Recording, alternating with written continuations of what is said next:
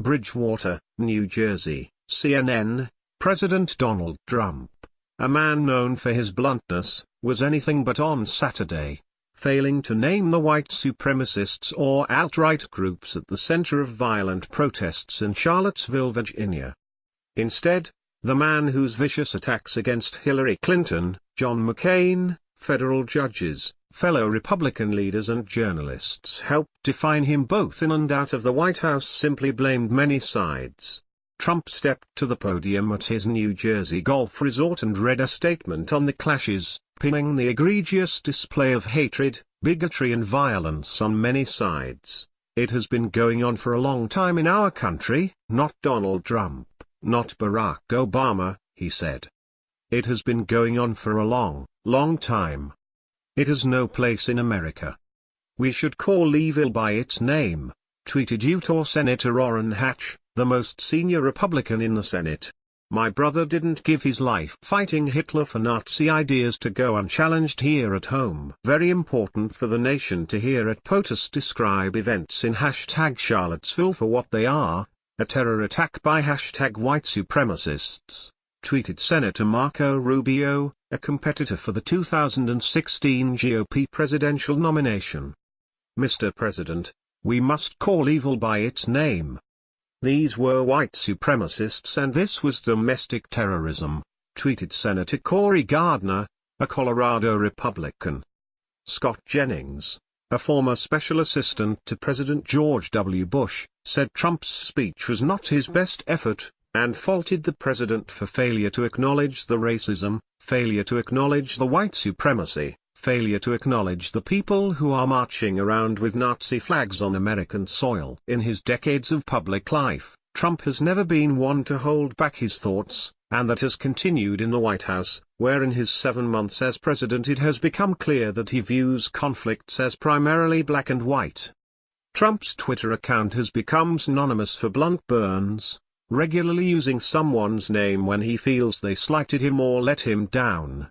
Trump, in just the last week, has used his Twitter account to call out Senate Majority Leader Mitch McConnell by name, charge Democratic Senator Richard Blumenthal with crying like a baby and needle media outlets by name. His campaign was defined by his direct attacks. He pointedly attacked Qais Khan, the father of Muslim U.S. soldier killed in Iraq in 2004. For his speech at the Democratic National Committee that challenged his understanding of the Constitution, suggested federal judge Gonzalo Pigariel was unable to be impartial because of his Mexican heritage and said in a CNN interview that then Fox News anchor Megyn Kelly had blood coming out of her wherever after she questioned him at a debate. Even before Trump was a presidential candidate, he was driven by a guiding principle imparted on him by Roy Cohn, his lawyer turned mentor: if they screw you, screw them back 10 times as hard. What happens is they hit me and I hit them back harder, he told Fox News in 2016. That's what we want to lead the country. Criticized others for not quickly calling attacks terrorism on Saturday at his Bedminster resort. Trump's bluntness gave way to vagueness as he failed to mention the impetus behind the violence that left at least one person dead in the streets of Charlottesville. In doing so, Trump left it to anonymous White House officials to explain his remarks, leaving the door open to questions about his sincerity and why he won't talk about the racists at the heart of the protests. The president was condemning hatred, bigotry and violence from all sources and all sides. A White House official said. There was violence between protesters and counter-protesters today. By being equivocal, Trump also failed to follow the same self-proclaimed rules he used to hammer other politicians. Trump constantly slammed Obama and Clinton during his run for the presidency for failing to label terrorist attacks as such. He called out the two Democrats for failing to use the term radical Islamic terrorism. These are radical Islamic terrorists and she won't even mention the word, and nor will President Obama, Trump said during an October 9 presidential debate. Now, to solve a problem, you have to be able to state what the problem is or at least say the name.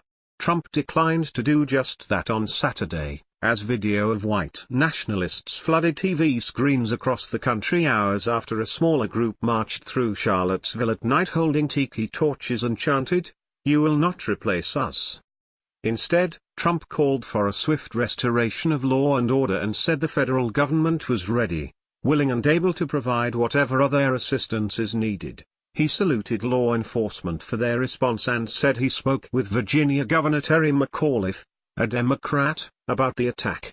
But the businessman turned president also touted his own economic achievements during his brief speech, mentioning employment numbers and recent companies that decided to relocate to the United States. "We have so many incredible things happening in our country, so when I watch Charlottesville, to me it is very, very sad," he said. The reality for Trump is that his presidency helped white nationalists gain national attention, with groups drafting off his insurgent candidacy by tying themselves to the president and everything he stood for. "I don't want to energize the group, and I disavow the group," Trump told a group of Times reporters and columnists during a meeting at the newspaper's headquarters in New York. He added, "It's not a group I want to energize, and if they are energized, I want to look into it and find out why." But men like David Duke, possibly the most famous white nationalist, directly tied Saturday's protests to Trump. "We are determined to take this country back. We're gonna fulfill the promises of Donald Trump," Duke said in an interview with the Indianapolis Star on Saturday in Charlottesville. "That's why we voted for Donald Trump, because he said he's going to take our country back." When Trump tweeted earlier on Saturday that everyone must be united and condemn all that hate stands for, Duke grew angry, feeling that the man who helped bring white nationalists to this point was slamming them. He urged Trump, via Twitter, to take a good look in the mirror and remember it was white Americans who put you in the presidency, not radical leftists. Though earlier in the day Trump billed Saturday's event as a press conference, the president declined to respond to shouted question that would have allowed him to directly take on white nationalists. "Mr. President, do you want the support of these white nationalist groups who say they support you, Mr. President? Have you denounced them strongly enough?" one reporter shouted. "A car plowing into people, would you call that terrorism, sir?" another asked. Trump walked out of the room. What do you think about this news? Scroll down and comment. Thanks for watching.